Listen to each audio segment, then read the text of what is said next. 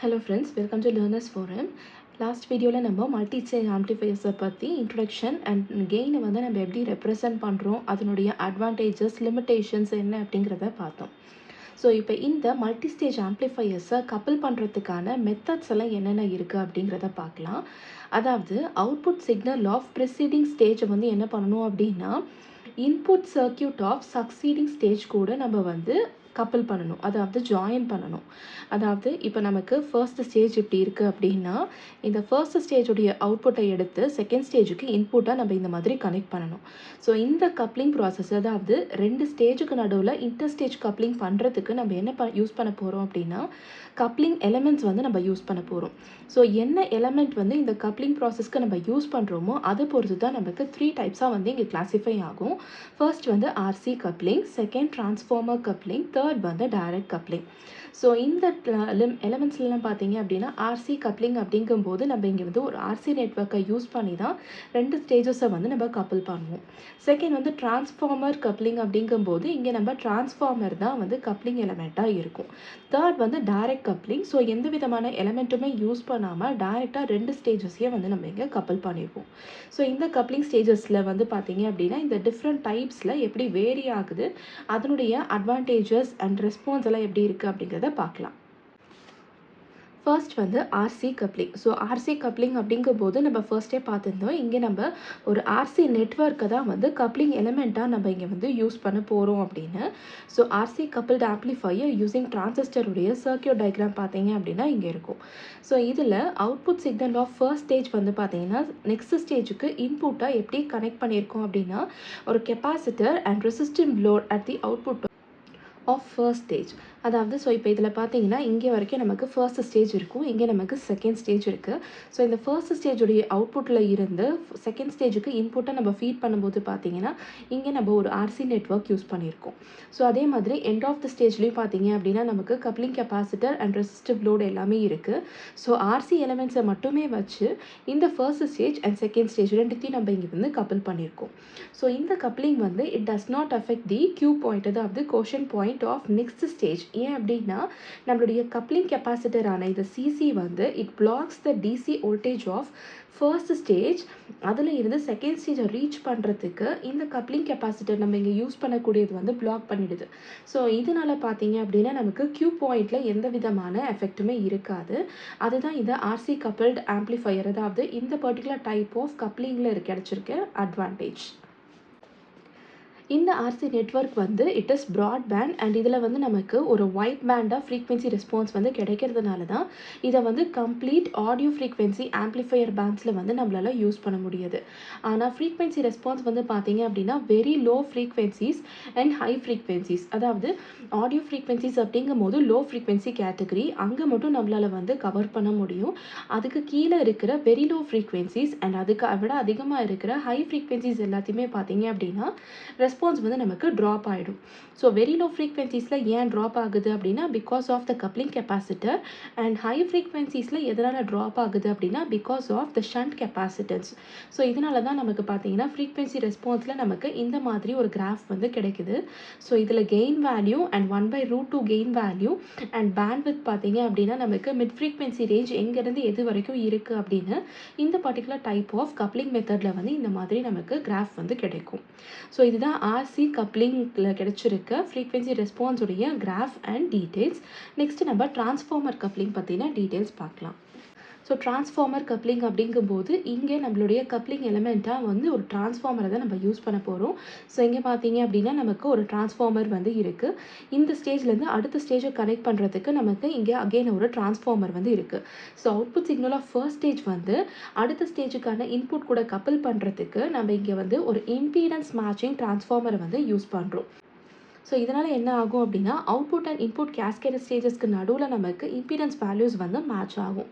So இந்த transformer வந்து again இங்கே பிளாக் பண்ணுது டிசியை, அதனால் ஐசோலேஷன் நமக்கு ப்ரொவைட் பண்ணுறதுனால Q point of next stage வந்து இங்கேயுமே வந்து அஃபெக்ட் ஆகாது. இதுதான் நம்ம ஆர்சி நெட்வொர்க் டைப்லையுமே பார்த்துருந்தோம்.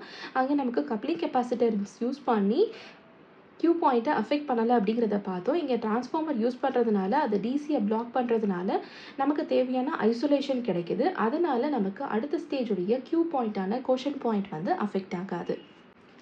இந்த பர்ட்டிகுலர் கப்ளிங் மெத்தடில் பார்த்தீங்கன்னா ஃப்ரீக்வன்சி ரெஸ்பான்ஸ் வந்து ரொம்ப புவராக இருக்கும் இன் comparison with RC coupling type. ஏன் அப்படின்னா லீக்கேஜ் இண்டக்டன்ஸ் அண்ட் இன்டர்வைண்டிங் கெப்பாசிட்டன்ஸ் இந்த 2 பராமீட்டர்ஸ்னால ஃப்ரீக்வன்சி ரெஸ்பான்ஸ் வந்து நமக்கு புவராக கிடைக்கும் இவன் comparing with the RC coupling method. So இந்த பர்ட்டிகுலர் ஸ்டேஜில் நமக்கு ரெசனன்ஸ் கிடைக்கிறதுக்கு, அதாவது தேவையான டிசையர்ட் ஆர்எஃப் ஃப்ரீக்வன்சியில் கிடைக்கிறதுக்கு நம்ம என்ன பண்ணுவோம் அப்படின்னா ஷண்டிங் கெப்பாசிட்டர்ஸை வந்து இன்க்ளூட் பண்ணிக்க போகிறோம் அக்ராஸ் ஈச் வைண்டிங். ஸோ இந்த மாதிரி ஷண்டிங் கெப்பாசிட்டர்ஸை இன்க்ளூட் பண்ணதுக்கு அப்புறமா இருக்கிற ஆம்ப்ளிஃபையரை தான் நம்ம என்னன்னு சொல்லுவோம் அப்படின்னா டியூன்ட் வோல்டேஜ் ஆம்ப்ளிஃபையர் அப்படின்னு சொல்லுவோம். இந்த கண்டிஷனில் நமக்கு ஒரு ஹை கெயின் வந்து கிடைக்கும் நமக்கு தேவையான ஃப்ரீக்வன்சிஸில். அதனால் இது வந்து நம்ம ரேடியோ அண்ட் டிவி ரிசீவர் அப்ளிகேஷன்ஸில் வந்து யூஸ் பண்ணிக்கலாம். ஸோ இந்த பர்ட்டிகுலர் டைப்புடைய கிராஃப் எடுத்துக்கிட்டோம் அப்படின்னா நமக்கு மிட் ஃப்ரீக்வன்சி ரீஜியன் வந்து இந்த மாதிரி ரீஜனில் வந்து வேரி ஆகும். அண்ட் இதிலிருந்து நமக்கு actual gain value and 0.707 mid value of gain வந்து கிடைக்கும். இதிலிருந்து நம்மளுடைய லோவர் ஃப்ரீக்வன்சிஸ் அண்ட் ஹையர் ஃப்ரீக்வன்சிஸை பேஸ் பண்ணி பேண்ட்வித்தை வந்து நம்ம கேல்குலேட் பண்ணிக்கலாம். Third type direct coupling. So இங்கே வந்து எந்த விதமான எலமெண்ட்ஸும் யூஸ் பண்ணாமல் ஃபர்ஸ்ட் ஸ்டேஜுடைய அவுட்புட்டை வந்து நம்ம அப்படியே செகண்ட் ஸ்டேஜுக்கு வந்து ஃபீட் பண்ணியிருக்கோம். ஸோ இங்கே பார்த்தீங்க அப்படின்னா 2 டிரான்சிஸ்டர் இருக்குது. நம்ம டைரெக்டாக தான் இதை வந்து கனெக்ட் பண்ணியிருக்கோம். எந்த விதமான கப்ளிங் எலமெண்ட்ஸையும் நம்ம இங்கே ஆட் பண்ணலை. ஸோ இப்படி பண்ணும்போது பார்த்தீங்க அப்படின்னா க்யூ பாயிண்ட் வந்து இதில் வந்து அஃபெக்ட் ஆகும். அதுதான் இதனுடைய மெயின் டிஸ்அட்வான்டேஜ். ஏன் அப்படின்னா இங்கே நமக்கு தேவையான ஆர்சி காம்பனன்ட்ஸ் எதுவுமே இல்லை.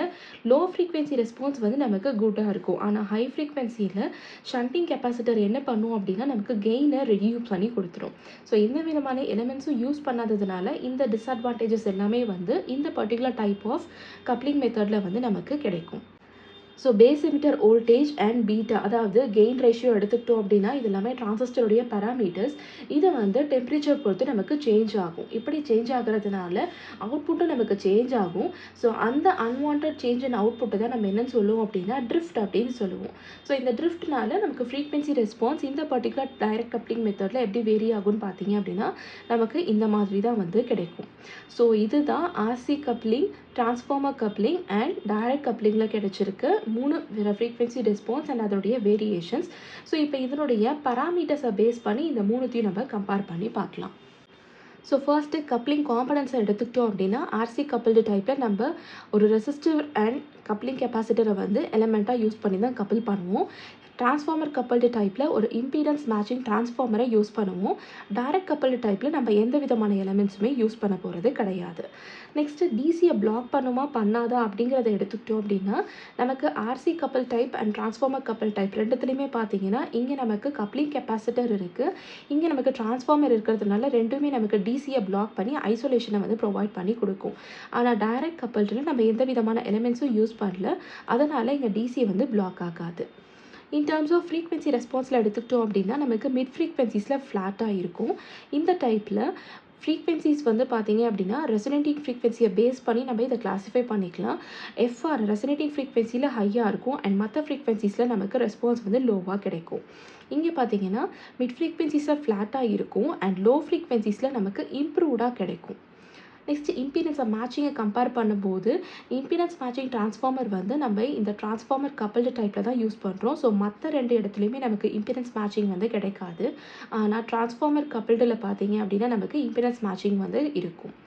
டிசி ஆம்ப்ளிஃபிகேஷனை பொறுத்த வரைக்கும் RC couple type and transformer couple type ரெண்டுத்துலையுமே நமக்கு ஆம்ப்ளிஃபிகேஷன் ப்ராசஸ் இருக்காது. ஆனால் டைரக்ட் கப்பிள் டைப்பில் நமக்கு டிசி ஆம்ப்ளிஃபிகேஷன் இருக்கும். ஏன்னா டிசியை பிளாக் பண்ணுறதுக்கு நமக்கு இங்கே எந்த விதமான எலமெண்ட்ஸுமே இல்லை. அண்ட் ட்ரிஃப்ட்டை பொறுத்த வரைக்கும் நம்ம இந்த பராமீட்டரை பார்க்கும் போதே பார்த்தோம், இதை வந்து நம்ம டைரக்ட் கப்பிள்டு டைப்பில் தான் பார்த்தோம். ஸோ இங்கே மட்டும் தான் நமக்கு ட்ரிஃப்ட் வந்து அக்கர் ஆகும், மற்ற 2 டைப்பில் வந்து அக்கர் ஆகாது. ஸோ இதுதான் பேசிக்காக இந்த 3 டிஃப்ரெண்ட் டைப்ஸ் ஆஃப் கப்ளிங் மெத்தட்ஸில் இருக்கிற பராமீட்டர்ஸ் அண்ட் அதனுடைய வேரியேஷன்ஸ்.